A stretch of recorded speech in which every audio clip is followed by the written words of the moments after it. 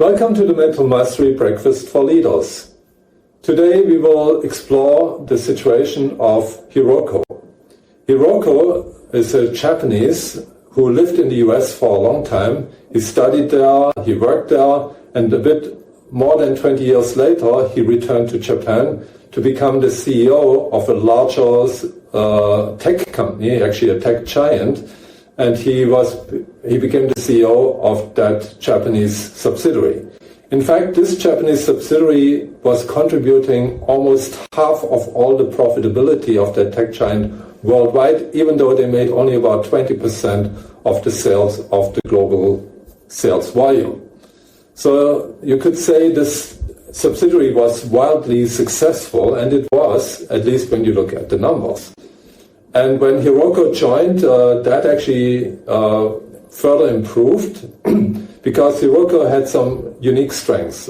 He was very good with people, especially customers, and he was really knowledgeable about the business, and he was a very strategic thinker who drove the company in a very targeted way to success. So what's wrong with that? Nothing really, except that his team, who were almost all Japanese, were not happy. In fact, most of them felt that Hiroko had a very old-fashioned Japanese leadership style. And when these complaints started to increase on the headquarter level, they were actually quite surprised. They thought, how can that be? Hiroko is Japanese, lived and studied in the US for so long, and he has a very traditional Japanese leadership style? That seemed weird. Well, actually it's not. One thing that I learned over the years, being in many international roles and having traveled a lot, I found that people who move at the age of anywhere 15 to 20, 25, from one country to another, and then live there for a long time, like in this case over 20 years, their cultural understanding actually somehow gets frozen. The cultural understanding of their home country.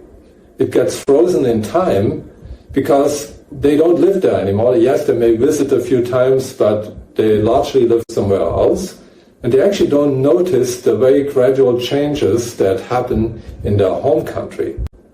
I myself have been living now for over 20 years outside Germany, and I guess the same would be true for me. If I would go back to Germany tomorrow, I think my understanding of German leadership is probably also frozen over 20 years ago. And so that's a typical fallacy that we see with expats who lived a long time overseas and then come back to their home country, that they actually somehow missed the boat of the developments in their home country.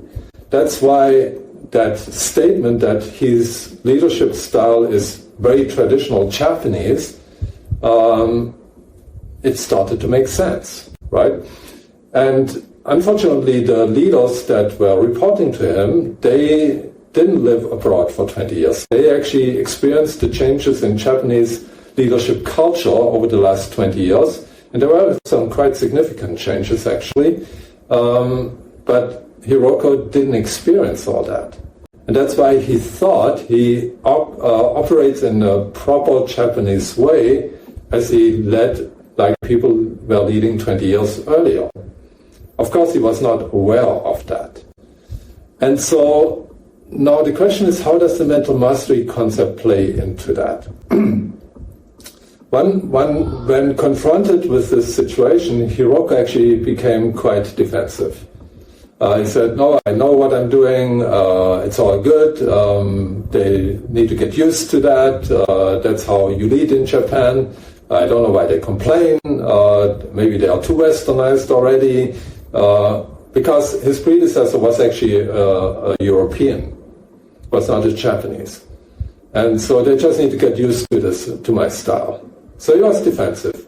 And when we assessed Hiroko, we found out that actually his real tendency was not defensiveness, but was being self-criticalness. But this defensive reaction is actually a so-called flip behavior. When people get under pressure, when they feel stressed or pressurized or emotionally triggered, they may actually flip from being self-critical to becoming defensive. And so that was also the reason why he initially hesitated to actually change. But eventually he started to realize that life has changed in Japan. He also flipped back into his self-critical tendency, and I felt we had to do some work on increasing his self-esteem. So even though from the outside world people thought he's super confident, but actually deep down he was not. And I always find that if people develop a healthier self-esteem, that they are more likely to make the changes and to embrace the changes that are necessary in their own, in this case, leadership style.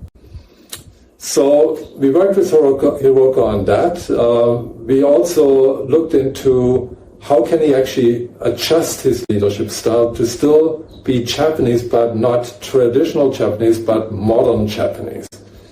And so we explored that, and one of the things he really needed to do is to listen more to what his team members say. I'm personally not a Japan expert, so I could not advise him, oh, in Japan you need to do this or you need to do that nowadays. But the best thing he could do is actually to open up more, to be more collaborative with his team members and to listen, to take that in.